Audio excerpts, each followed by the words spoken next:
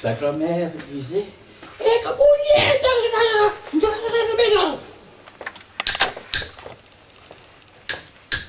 et voilà que la nuit tombe. La petite sœur de Kabouji Tok Tok dit, Kabouji Tok Tok, rentre vite parce que c'est l'heure du léopard. Et voilà qu'arrive le léopard. Le léopard regarde Kabouji Tok Tok. Il dit à Kabouji Tok Tok, est-ce que tu me vois? Non, ça va.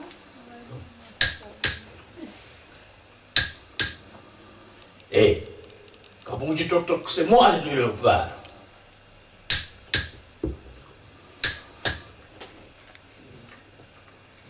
Et le léopard gonfle, c'est m'a gonflé. Et ses yeux deviennent rouges. Il avale Kabouji Tok Tok. Et Kabouji Tok Tok se retrouve dans le ventre du léopard. Kabouji Tok Tok dit, mais c'est quand même curieux ça. Mais il fait noir ici. Et puis ça ne sent pas bon, hein. Il dit, mais c'est pas possible ça. Je ne peux même plus casser les noix. Attends, il faut que je sorte. Donc il cherche à sortir. Et puis à un moment donné, il sort son bras, il se rend compte qu'il y a de l'air à l'extérieur. Il s'est dit, mais je crois que c'est par là la sortie. Et il est sorti par là. Je vais vous poser des questions. C'est par où il est sorti. N'ayez pas honte. Hein? Il est sorti par les fesses. Elle est sortie par les fesses. Et qu'est-ce qu'il fait? Il continue à casser les noix, tout ça. Et Kabouji Tok Tok regarde le léopard et dit, mais tiens, c'est pas possible tout ça. C'est le monde à l'envers. Il gonfle son ventre. Kabouji Tok Tok avale le léopard. Et le léopard se retrouve dans le ventre de léopard. C'est que je sais plus. Le léopard se retrouve dans le ventre de Kabouji Tok Tok. Qui se retrouve dans le ventre de c'est Kabouji Tok Tok. C'est le léopard. C'est le léopard. C'est le léopard. Le léopard dit, mais c'est pas possible, ce petit bonhomme-là, comment se fait-il qu'il puisse m'avaler? Ah, il faut que je sorte de là. Hein. C'est mou ici, du temps, il fait noir. Et il commence à chercher aussi, et puis à un moment donné, il met sa patte. Il dit, ah, mais ça, je crois que c'est là l'extérieur. Donc c'est par là, et je sors. Et il sort par le même chemin. Alors ils se regardent comme ça tous les deux. Le léopard dit, mais ça ne peut pas continuer comme ça. Est-ce que je l'avale ou je l'avale pas? Il se pose des questions. Quand il dit, Tok Tok dit, non, il ne faut pas que je me laisse faire. Il avale encore le léopard. Et cette fois, il prend un bouchon. Il place le bouchon pour l'empêcher de sortir.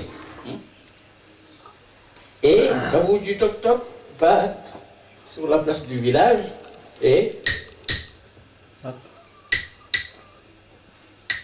le léopard est toujours dans le ventre de Kabouji Tok Tok. Et voilà que les vieux du village qui étaient là, ils disent, mais Kabouji Tok Tok, qu'est-ce que tu fais là? Allez, rentre vite à la maison, tout ça. Tu n'es pas à ta place ici. Tu vois bien que c'est la place des sages. Allez, rentre. Kabouji Tok Tok dit, non, je ne vais pas rentrer, c'est vous qui allez rentrer chez vous.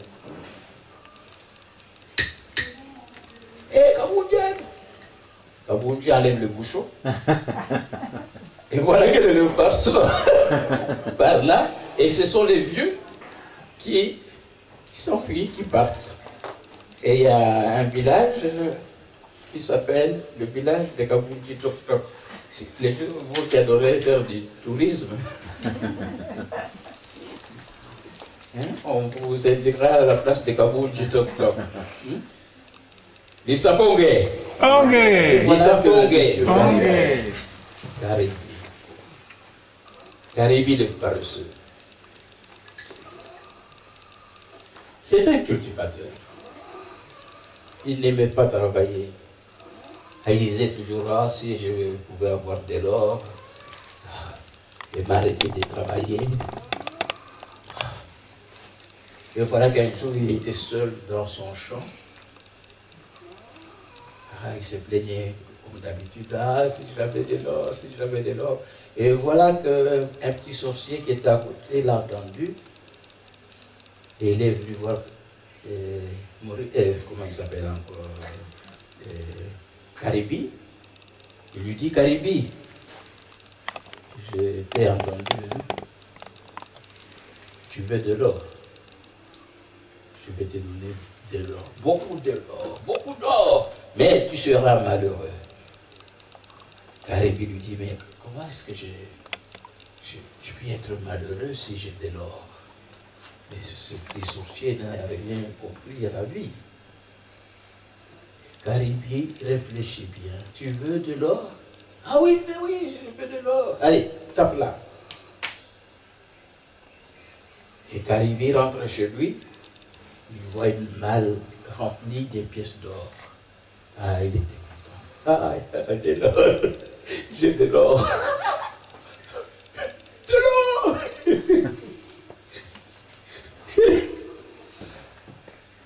Et voilà qu'une semaine après, une de femmes des Caraïbes met au monde un enfant. Et cet enfant portait une pièce d'or sur sa langue. Donc il ne pouvait pas parler. Il était muet. 2 semaines plus tard, une autre femme des Caraïbes met au monde un enfant qui portait une pièce sur l'œil droit. Donc il était borgne. Un 3e fils des Caraïbes, femme des Caraïbes au monde, un enfant qui portait sur l'œil gauche et sur l'œil droit 2 pièces d'or. Donc il ne pouvait pas voir. Il était aveugle. Et notre enfant, il vient avec il portait une pièce d'or sur son dos. Il ne pouvait pas se tenir droit. Il était bossu. Et notre enfant portait sur ses 2 oreilles 2 pièces d'or. Il ne pouvait pas entendre. Donc il était sourd. Et voilà que Caribi un jour voit un de ses enfants aveugle, l'autre borgne, l'autre bossu, l'autre muet, tout ça. Il dit, comme j'aimerais avoir la sortie de mes enfants, que mes enfants, qui pouvaient enlever à mes enfants toutes ces pièces d'or, ils se mettent à pleurer. Et le petit sorcier revient, lui dit, Caribi, j'ai pitié de toi. Je vais récupérer tout mon nom, te donner la sortie de tes enfants. Et il a demandé à Caribi, Caribi, tu veux encore de l'or? Vous ne connaissez pas la réponse? Caribi, tu veux de l'or? Il a dit non. Et Caribi a compris que la vraie richesse, et voilà que durant cette période-là, est apparu sur la terre un monstre dont personne ne connaissait, ni son père, ni sa mère. Et ce monstre s'appelait Koudoumou Doumou. Retenez bien les noms, Koudoumou Doumou. Et ce monstre Koudoumou Doumou, parce qu'il mangeait tout. Les animaux, tout ce qui bougeait sur terre. Ils buvaient même du pétrole, hein, les chiens. Et il s'est fait que, à un moment donné, comme il mangeait de tout, il avait grossi. Il était devenu énorme. Et comme il ne pouvait plus se déplacer parce que c'était déjà une masse, mais il a commencé à attraper ses proies en se servant de sa langue. Parce que sa langue était extrêmement longue. Donc il était là, vous voyez quelqu'un, une proie, et il lançait sa langue. Et il avalait.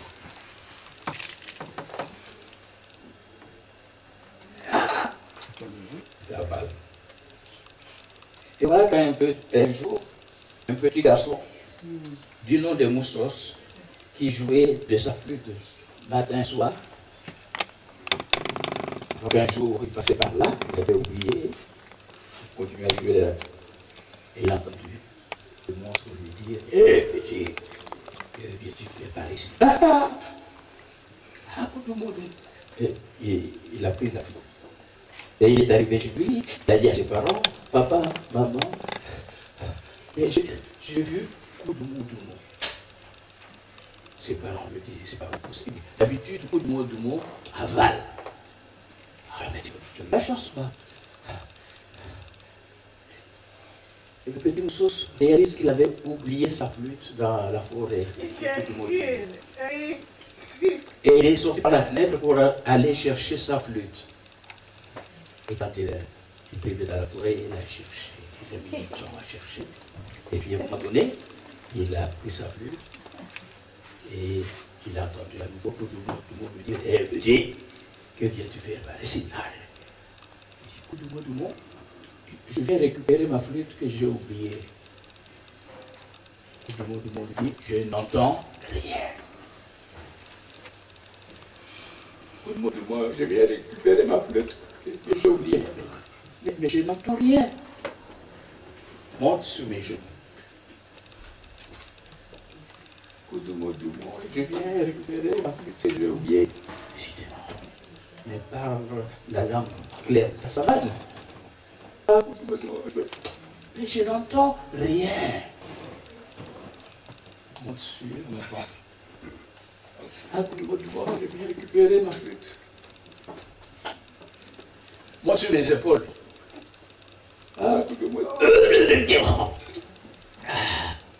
Koudoumo avale le petit Moussos et avec sa flûte. Et une fois dans le ventre de Koudoumo, le petit Moussos découvre qu'il n'était pas seul. Il y avait du monde dans le ventre de Koudoumo, même des gens qu'on croyait déjà morts et enterrés. Il y avait même des gens qui avaient construit des maisons, même avec des panneaux propriété privée, ici chez un méchant. Il dit: mais ça c'est bizarre ça. Bon, il s'est remis à jouer de sa flûte. Et voilà qu'un jour, pendant qu'on le croyait complètement mort, Quentin, le bûcheron, qui était en train de couper ses arbres dans la forêt, entend la flûte de Moussos qui disait: Quentin,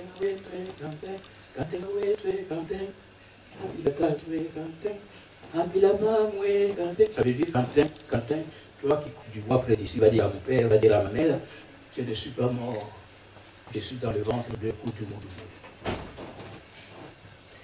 Quentin accourt et il va voir la maman de Moussos qui était chez elle. Et Quentin lui dit: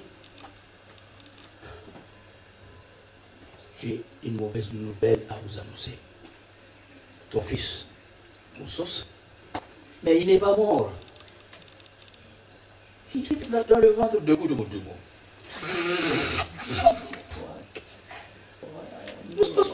Moussos, c'est la mère, hein? J'ai peur de ça. Moussos,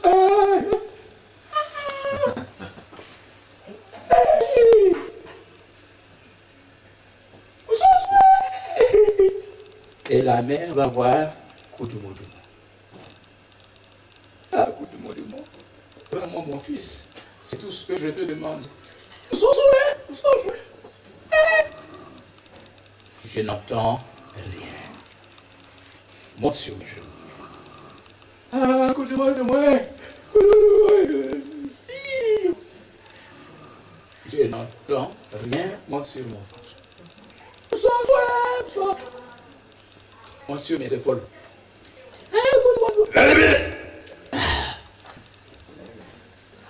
Koudoumo avale la maman de Moussos. Une fois, la maman dans le ventre de Koudoumo, qu'est-ce qu'elle voit? Elle voit Moussos. Ah, Moussos, oui.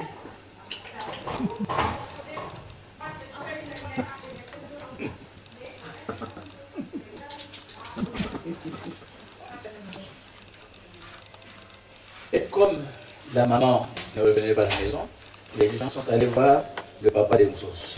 Le papa, il est chez lui, tranquille, en train de manger des cacahuètes.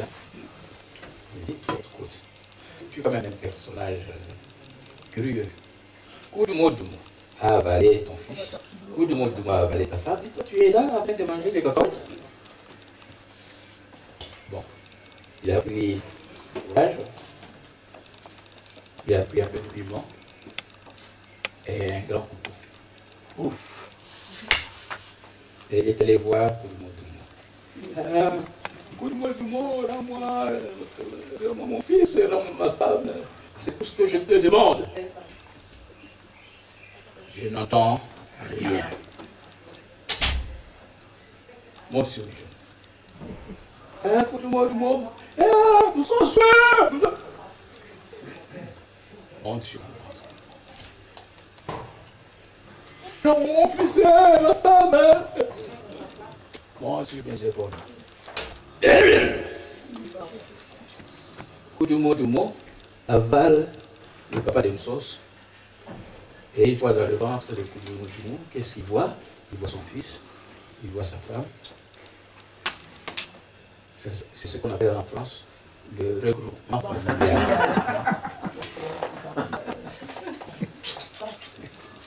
Et comme il avait avec lui son frère couteau, il a commencé à dépêcher, à couper le morceau du ventre de Koudoumo. Et puis Koudoumo était en colère. Je devenais rouge. On savait dire, vous êtes des terroristes. Vous êtes des méchants. Ils disaient que les talibans. Et le ventre s'est ouvert. Et les gens qui étaient dans le ventre, qu'est-ce qu'ils ont fait? Ils sont sortis. Et voilà qu'à un moment donné, une petite vieille femme qui dit aux autres, dit, je ne peux pas vous suivre, j'ai oublié ma canne dans le ventre de Koudoumo. Elle est retournée pour récupérer sa canne et le ventre de Koudoumo s'est refermé sur elle. Donc elle avait oublié que l'eau du fleuve ne revient jamais en arrière. Et ça congue. Et ça congue. Et voilà qu'il y a un monsieur qui vit en Europe et son petit frère qui est resté au pays en Afrique lui demande chaque fois de lui envoyer de l'argent. Et ce petit frère termine ses études de droit. Il cherche du boulot, du travail. Il n'y en a pas. Et son frère qui était resté en Europe, il dit, mais écoute, moi je paye tes études, déjà tu es terminé, pourquoi est-ce que tu continues de me demander? Il lui dit, mais vieux, ici, il n'y a pas de travail. Et voilà, quelqu'un lui dit un jour, il dit, mais attends, il paraît que le jardin zoologique engage. Et il envoie son CV. Puis il est retenu. Il vient au jardin zoologique pour savoir quel poste il doit occuper. Lui, il a fait les trois. Il dit, mais on lui dit, tu vas voir à la fin de chaque mois, $2000. Il est en costume. Lui, mais on revient le lundi et on va te dire exactement ce que tu vas pouvoir faire. Et il rentre chez lui, il dit à sa femme, je suis engagé de $2000 à la fin du mois. Tout ce que j'ai comme information m'a dit que tu vas être enfermé dans une cage. Et ton travail consisterait tout simplement à sauter. Et sa femme lui dit, mais écoute, j'ai un choix à faire. T'engages au jardin zoologique, tu as $2000 par mois, tu fais? Il va sauter. Bon, il arrive le lundi, toujours en cravate. On lui dit, bon, ben, c'est pas avec cette tenue-là. Tu vois, il passe la caisse à côté, on va te donner une tenue de travail. Il passe à côté, on lui donne une peau d'antilope. Avec des cornes comme ça. On lui dit, il essaye. Il essaye. Et on va t'enfermer dans la cage à côté. Il va commencer à se faire l'antilope. Après 3 années d'études, il est retrouvé au jardin zoologique en sautant. C'est pas grave. Bon, il fait ça. Chaque fin du mois, il a des voilà. Et voilà, un jour, notre monsieur était tellement fatigué, il s'était assis. Et les soigneurs, ils venaient pour nettoyer la cage. Comme c'était quelqu'un qui avait les animaux, il l'a pris soigneusement et l'a déposé dans la cage de côté. Voilà, il a nettoyé. Et le monsieur continue à dormir. Et voilà. Un moment, il se réveille, il voit les soigneurs s'éloigner. C'est pas possible. À côté de lui, il y avait un lion qui dormait. Il dit, mais tout ça pour $2000. Et il avait le choix. Il appelait les soigneurs, il réveillait les lions. À un moment donné, il allait complètement tomber à son corps. Et voilà que le lion se réveille. Il lui dit, mon cher frère, nous faisons le même travail. Nous faisons le même travail. La girafe que tu vois là, c'est un géographe. L'hippopotame que tu vois là, c'est un biologiste. Voilà comment les histoires peuvent se passer, à réfléchir. Un monsieur qui faisait études, il s'est retrouvé au jardin zoologique parce que c'est pour le carnaval. Bon. Merci beaucoup. Note. Merci beaucoup. Oui, c'est l'Imana, c'est que vous aimez cette histoire-là. Imana, c'est le créateur des créatures. Et à ce moment-là, sur Terre, il n'y avait rien. Rien. Et Imana était, comme on suppose, il était au ciel. Et voilà qu'il marchait au ciel, parce qu'il faut vraiment faire attention, parce qu'on marche sur le nuage. Hein. Donc il faut poser le pied sur le nuage, sinon tu te retrouves sur Terre.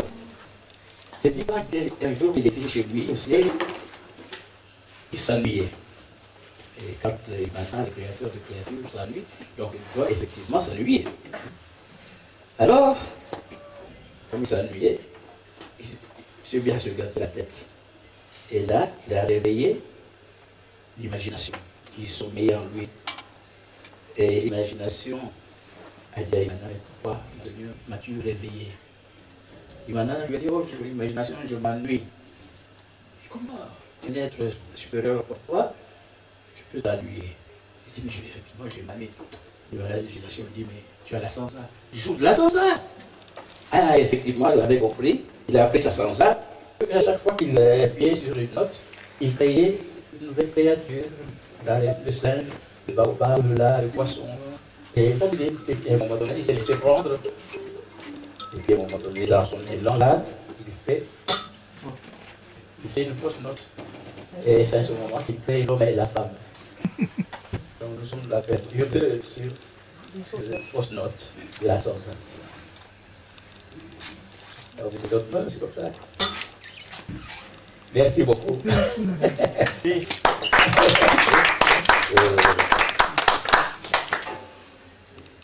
Le premier conte, c'était le conte de l'oiseau. Est-ce que vous vous rappelez le nom de l'oiseau? Non. Bon, on va chanter ça, on va revenir. Ah oui, c'est ça. C'est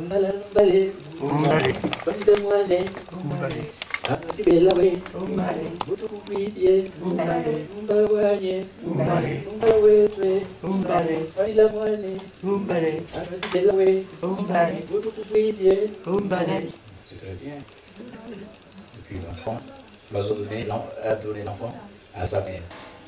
Et j'avais oublié de vous dire que depuis ces jours-là, ne vous posez pas la question de savoir pourquoi est-ce que les femmes africaines travaillent avec leurs enfants sur le dos.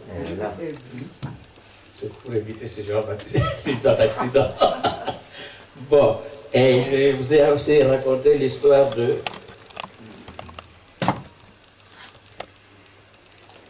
Pantalon. Le pantalon. C'est le pantalon de... Le monsieur s'appelait... Vous savez pas, voilà. Mais on essaie de récapituler tout ça. Moriba. Ah oui, sa femme. Le pantalon Sa de fille, Moriba. Benita. Et la fille de Moriba, Benita. Bineta. Bineta, ah bon. Bineta. C'est en Italie. Et la femme de Moriba, Fatoumata. Fatoumata. Bon, mais c'est très bien.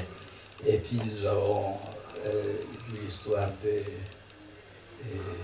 Chamakanda. Chamakanda, c'est le bonhomme qui... Chapeau. Le chapeau, oui, c'est des Chamakanda. L'histoire se termine par ne racontez jamais ce qu'on vous a dit de ne pas raconter. Voilà. Et puis, la porte de Chamakanda, de la porte de sa maison est toujours ouverte. Mais il n'y a pas de Chamakanda. Et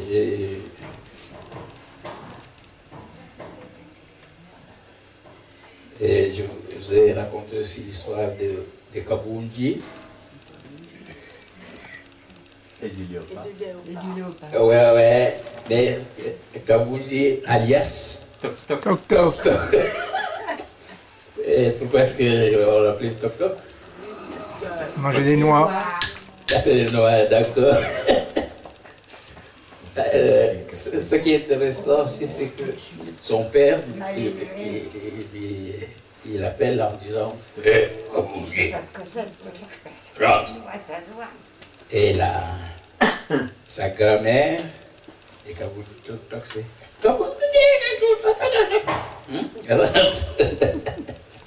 et puis, nous avons raconté aussi l'histoire de Caribi,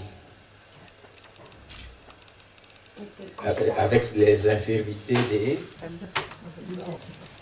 Est-ce que ça vous a plu? Oui. Oui.